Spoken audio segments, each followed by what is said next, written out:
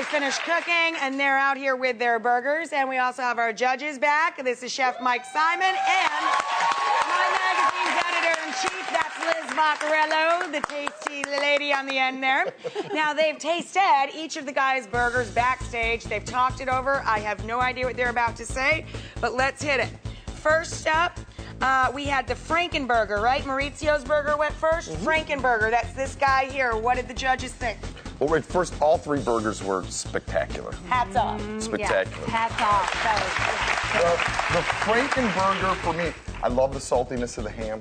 You know, pork is delicious. The pork is delicious. The bun was just a little too dense for me, but the beef was delicious. I love the ham. The texture was fantastic. Fantastic, Yeah, right? I love the crunch, but it took me a couple bites before I got to the crunch. I forgot that there was going to be potato chips in there. Ham, love that saltiness. Yeah. Who doesn't love salt and fat? Yeah. Sadly, it's not great for and us. beef but, on beef, I love that. You know, it looks meat like a very tasty treat. Let's move on to number 2. That was Tommy's Korean short rib burger with the spicy kimchi up on top. What'd you think? Great soft bun. Beef had a ton of flavor, and then you got that big punch with the heat, which I loved. I would have liked to see maybe just a little bit of sweet to counter the heat, just a little bit more balance there. But again, a delicious burger, delicious beef, soft bun with sesame seeds doesn't get any better than that, and then that big kimchi punch.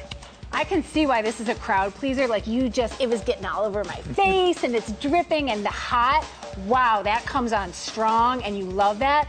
It came on maybe a little too strong, I think, at a certain point, but it is a fun burger. You would have liked a little bit of sweet going on. Yeah, something to counterbalance. Like you guys kind of agreed on that talking about. But overall, great so far. Let's see. What about Paul's Hot Mess? I love the name, the Hot Mess. It is great. The funny thing is it appears messier than it is when you eat it. It holds together much. Shocking. Like I thought I was going to be a hot mess with it. So it's actually a pretty keeping it clean mess. It was. Fabulous. It was a pretty clean mess. You know, bun to beef ratio, which I love, was very good. Yep. The sweet potatoes on there and some of the flavors. I think it had really great traditional flavors in a burger that worked very well together for me. Excellent. I thought it had a nice solid beefy taste, and then at the end you snuck it, that jalapeno comes out, and you're like, wow, it's the perfect hit of hot.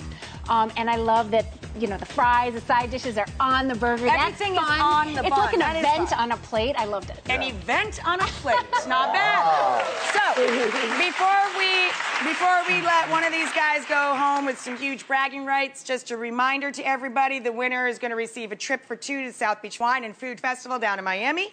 That includes VIP passes, airfare, hotel accommodations, and the opportunity to prepare their burger alongside some of the greatest chefs in the world at the Burger Bash. You can win more prizes there.